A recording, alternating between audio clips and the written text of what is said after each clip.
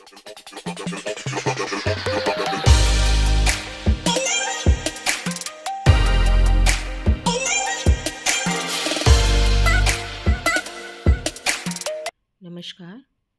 आज की वीडियो में आप सबका स्वागत है। आज हम प्रेमचंद की जो कहानी पढ़ेंगे उसका नाम है दुस्साहस। चलिए तो शुरू करते हैं। लखनऊ के नौबस्ते मोहल्ले में एक मुंशी मैकुलाल मुख्तार रहते थे। बड़े उदार, दयालु और सज्जन पुरुष थे। अपने पेशे में इतने कुशल थे कि ऐसा विरला ही कोई मुकदमा होता था जिसमें वह किसी न किसी पक्ष की ओर से न रखे जाते हों। साधु संतों से भी उन्हें प्रेम था। उनके सत्संग से उन्होंने कुछ तत्व ज्ञान और कुछ गांजे चरस का अभ्यास प्राप्त कर लिया था। रही शराब, यह उनकी कुल प्रथा थी। शराब के नशे में वह कानूनी मसौदे खूब लिखते थे। उनकी बुद्धि प्रज्वलित हो जाती थी। गांजे और चरस का प्रभाव उनके ज्ञान पर पड़ता था। दम लगाकर वह वैराग्य और ध्यान में तल्लीन हो जाते थे। मोहल्ले वालों पर उनका बड़ा रौब था, लेकिन यह उनकी कानूनी प्रतिभा का नहीं, उनकी उदार सज्जनता का फल था।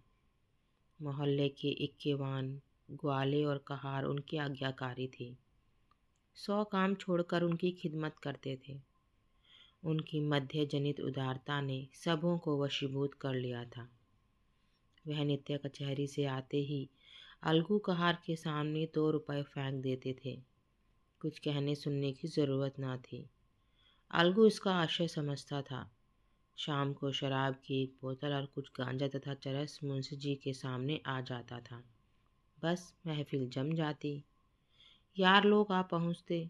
एक और मुवक्किलों की कतार बैठती, दूसरी ओर सहवासियों की।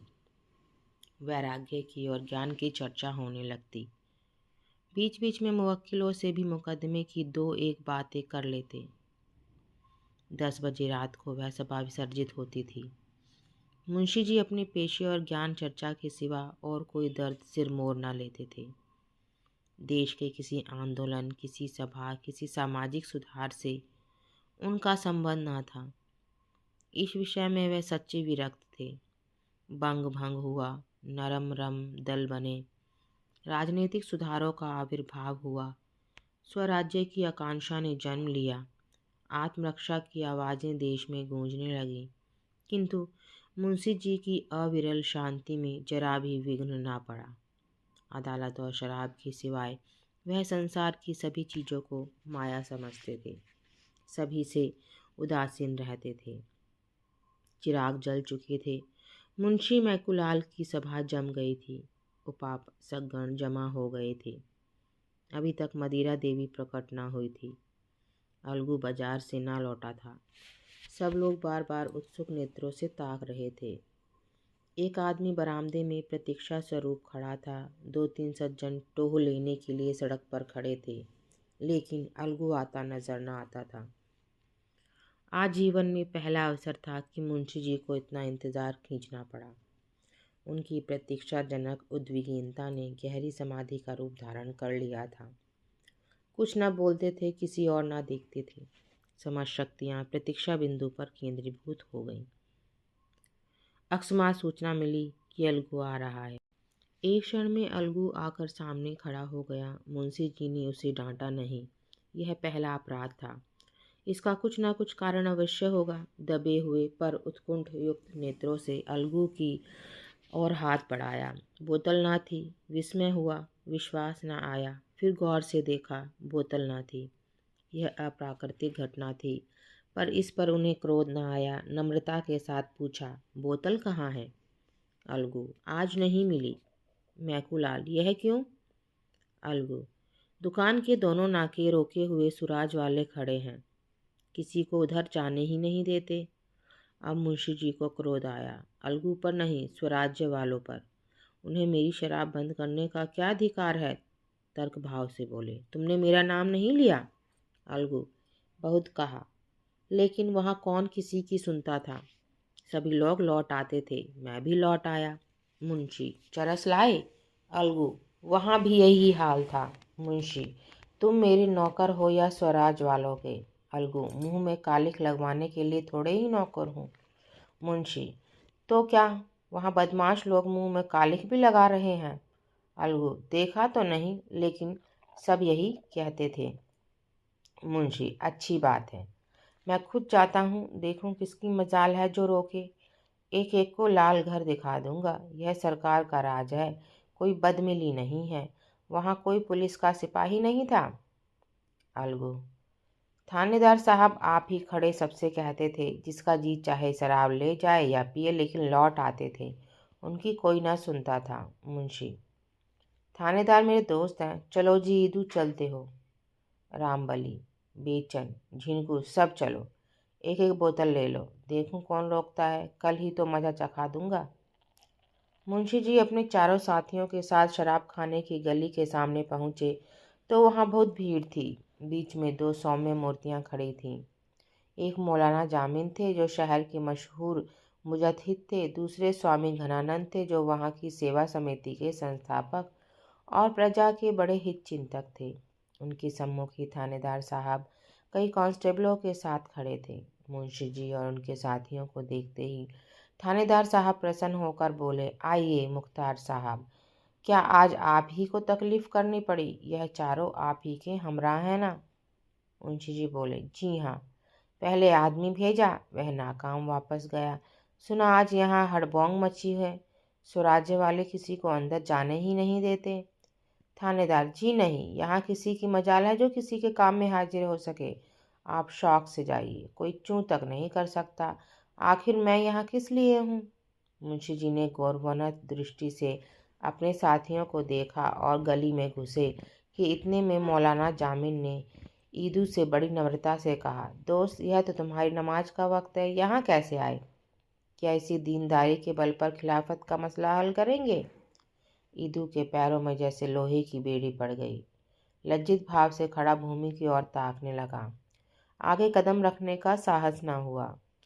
स्वामी घनानंद ने मुंशी जी और उनके बाकी तीनों साथियों से कहा, बच्चा, यह पंचामृत लेते जाओ, तुम्हारा कल्याण होगा।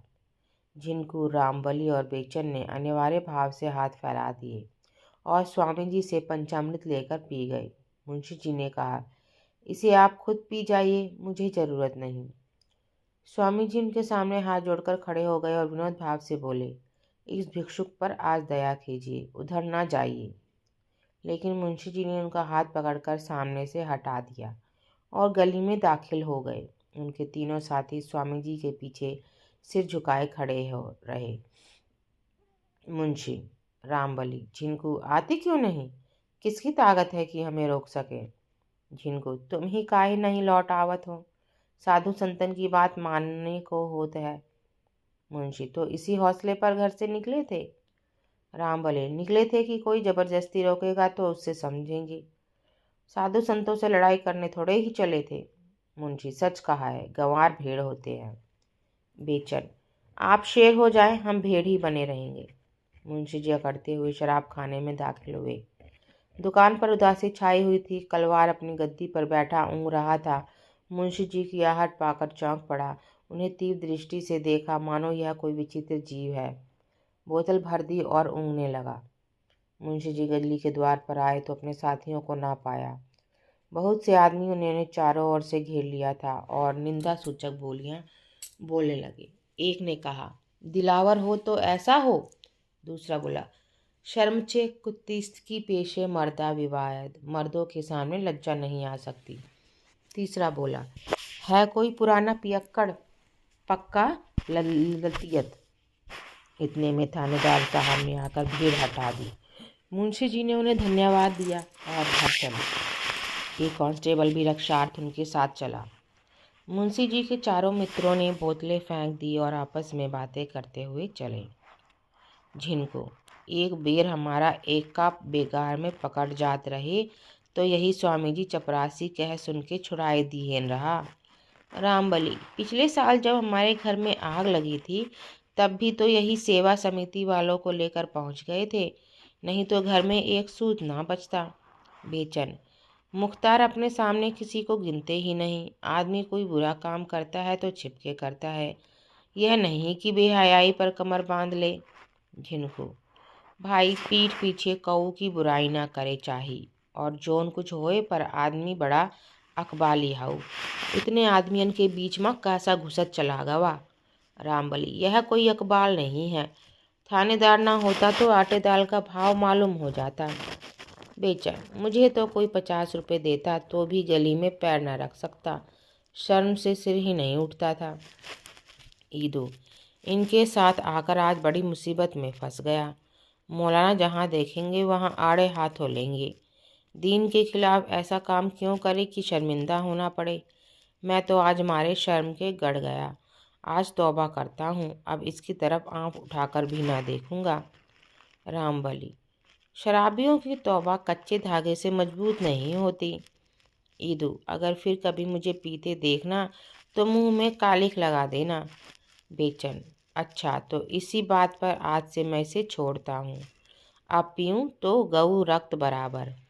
झिनकू, तो का हम ही सबसे पापी हन। फिर कभू जो हमका पियत देखो बिठाए के 50 जूता लगायो। रामबली, अरे जा, अभी मुंशी जी बुलाएंगे तो कुत्ते की तरह दौड़ते हुए जाओगे। जिनको मुंशी जी के साथ बैठे देखियो तो 100 जूता लगायो। जिनके बात में फ़र्क है उनके बाप में फ़र्क है। रामबली, तो भाई मैं भी कसम खाता हूँ कि आज से गांठ के पैसे निकाल कर ना पीऊँगा। हाँ, मुफ्त की पीने में इनकार नहीं। बेचन, गांठ के पैसे तुमने कभी खर्च किए हैं? इतने में मुंशी मैकुलाल लपके हुए आते दिखाई दिए। यद्यपि वह बाजी मारकर आए थे, मुख पर विजय गर्व की जगह खिसियानापन छाया हुआ था। किसी अव्यक्त कारणवश वह इस विजय का हार्दिक आनंद न उठा सकते थे। हृदय के किसी कोने में छुपी हुई लज्जा उन्हें चुटकियां ले रही थी। वह स्वयं अज्ञात थे, पर उस दुस्साहस का खेद उन्हें व्यथित कर रहा था। रामबली ने कहा, आइए मुख्तार साहब, बड़ी देर लगाई। मुंशी, तुम सब के सब गावदी ही निकले, एक साधु के चकमे में आ गए। रामबली, इन लोगों ने तो आज से शराब न पीने की कसम खा ली है। मुंशी, ऐसा तो मैंने मर्द ही नहीं देखा जो एक बार इसके चंगुल में फंस कर निकल जाए। मुंह से बकना दूसरी बात है। ईदू, जिंदगी रही तो देख लीजिएगा। झिनगो, दाना पानी तो कऊ से नाई छुटर सकत, और बातन का जब मनवा आवे छोड़ देव। बस चोट लग जाए का चाही, नशा खाए बिना को मर नहीं जात है।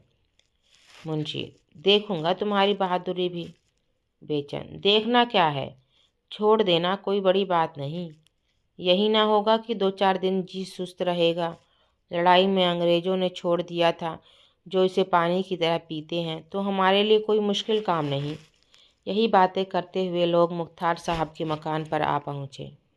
दीवान खाने में सन्नाटा था। मुवक्किल चले गए थे, अलगू पड़ा सो रहा था। मुंशी जी मसनद पर जा बैठे और अलमारी से गिलास निकालने लगे। उन्हें अभी तक अपने साथियों की प्रतिज्ञा पर विश्वास न आता था। उन्हें पूरा यकीन था कि शराब की सुगंध और लालिमा देखते ही सबों की तौबा टूट जाएगी। जहां मैंने जरा बढ़ावा दिया वहीं सब के सब आकर डट जाएंगे और महफिल जम जाएगी। जब ईदू सलाम करके चलने लगा और झिनकू ने अपना डंडा संभाला तो मुंशी जी ने दोनों हाथ पकड़ लिए और बड़े मृदुल शब्दों में बोले, यारो, यूँ साथ छोड़ना अच्छा नहीं। आओ जरा आज इसका मजा तो चखो, खास तौर पर अच्छी है। मुंशी, अजी आ जाओ तो, इन बातों में क्या धरा है। ईदू, आप ही को मुबारक रहे, मुझे जाने दीजिए। झिनकू, हम तो भगवान चाही तो एक नियर ना जाब, जूता कौन खाए। यह कहकर दोनों अपने अपने हाथ छोड़कर चले गए। तब मुख्तार साहब ने बेचन का हाथ पकड़ा जो बरामदे से नीचे उतर रहा था। बोले, बेचन, क्या तुम भी बेवफाई करोगे। बेचन, मैंने तो बड़ी कसम खाई है। जब एक बार इसे गऊ रक्त कह चुका तो फिर इसकी ओर ताक भी नहीं सकता। कितना ही गया बीता हूँ तो क्या गऊ रक्त की लाज भी न रखूँगा। अब आप भी छोड़िए, कुछ दिन राम राम कीजिए, बहुत दिन तो पीते हो गए। यह कहकर वह भी सलाम करके चलता हुआ अब अकेले रामबली रह गया। मुंशी जी ने उससे शोकातुर होकर कहा, देखो रामबली, इन सबों की बेवफाई, यह लोग ऐसे ढुलमुल होंगे मैं ना जानता था। आओ आज हम ही तुम सही, दो सच्चे दोस्त ऐसे दर्जनों कचहलियों से अच्छे हैं। आओ बैठ जाओ। रामबली, मैं तो हाजिर ही हूँ, लेकिन मैंने भी कसम खाई है कि कभी गांठ के पैसे खर्च करके ना पीऊँगा। मुंशी, अजी जब तक मेरे दम में दम है तुम जितना चाहो पियो, गम क्या है। रामबली, लेकिन आप ना रहे तब? ऐसा सज्जन फिर कहाँ पाऊंगा? मुंशी, अजी तब देखी जाएगी, मैं आज मरा थोड़े ही जाता हूँ। रामबली, जिंदगी का कोई एतबार नहीं, आप मुझसे पहले जरूर ही मरेंगे, तो उस वक्त मुझे कौन रोज पिलाएगा? तब तो छोड़ भी ना सकूंगा। इससे बेहतर यही है कि अभी से फिक्र करूं। मुंशी, यार ऐसी बातें करके दिल ना छोटा करो। आओ बैठ जाओ, एक ही गिलास ले लो। रामबली, मुख्तार साहब अब ज़्यादा मजबूर ना कीजिए। जब ईदू और झिनकू जैसे लतियों ने कसम खा ली जो औरतों के गहने बेच बेच पी गए और निरे मूर्ख हैं, तो मैं इतना निर्लज नहीं हूँ कि इसका गुलाम बना रहा हूँ। स्वामी जी ने मेरा सर्वनाश होने से बचाया है, उनकी आज्ञा मैं किसी तरह नहीं टाल सकता। यह कहकर रामबली भी विदा हो गया। मुंशी जी ने प्याला मुंह से लगाया, लेकिन दूसरा प्याला भरने के पहले ही उनकी मध्यातुरता गायब हो गई थी। जीवन में यह पहला अवसर था कि उन्हें एकांत में बैठकर दवा की भांति शराब पीनी पड़ी। पहले तो सहवासियों पर झुंझलाए, दगाबाजों को मैंने सैकड़ों रुपए खिला दिए होंगे, लेकिन आज जरा सी बात पर सबके सब फिरंट हो गए। अब मैं भूत की भांति अकेला पड़ा हुआ हूँ, कोई हंसने बोलने वाला नहीं। यह तो सोहबत की चीज़ है। जब सोहबत का आनंद ही न रहा तो पीकर खाट पर पड़ रहने से क्या फ़ायदा। मेरा आज कितना अपमान हुआ। जब मैं गली में घुसा हूँ तो सैकड़ों ही आदमी मेरी ओर आग्नेय दृष्टि से ताक रहे थे। शराब लेकर लौटा हूँ, तब तो लोगों का वश चलता तो मेरी बोटियाँ नोच खाते। थानेदार ना होता तो घर तक आना मुश्किल था। यह अपमान और लोक निंदा किस लिए? इसलिए कि घड़ी भर बैठकर मुंह कड़वा करूं और कलेजा जलाऊं। कोई हंसी चुहल करने वाला तक नहीं। लोग इसे कितनी त्याज्य वस्तु समझते हैं, इसका अनुभव मुझे आज ही हुआ। नहीं तो एक सन्यासी के जरा से इशारे पर बरसों के लती पियक्कड़ियों मेरी अवहेलना ना करते। बात यही है कि अंतःकरण से सभी इसे निषिद्ध समझते हैं। जब मेरे साथ के ग्वाले, इक्केवान और कहार तक इसे त्याग सकते हैं, तो क्या मैं भी गया गुजरा हूँ? इतना अपमान सहकर, जनता की निगाह में पतित होकर, सारे शहर में बदनाम होकर, नक्कू बनकर एक क्षण के लिए सिर में सरूर पैदा कर लिया तो क्या काम किया? कुवासना के लिए आत्मा को इतना नीचे गिराना क्या अच्छी बात है? ये चारों इस घड़ी मेरी निंदा कर रहे होंगे, मुझे दुष्ट बना रहे होंगे, मुझे नीच समझ रहे होंगे। इन नीचों की दृष्टि में मैं नीचा हो गया। यह दुरवस्था नहीं सही जाती। आज इस वासना का अंत कर दूंगा, अपमान का अंत कर दूंगा। एक क्षण में धड़ाके की आवाज़ हुई। अलगू चौंक कर उठा तो देखा मुंशी जी बरामदे में खड़े हैं और बोतल जमीन पर टूटी पड़ी है। तो आप सबको ये कहानी कैसी लगी कमेंट बॉक्स में ज़रूर बताइएगा। धन्यवाद।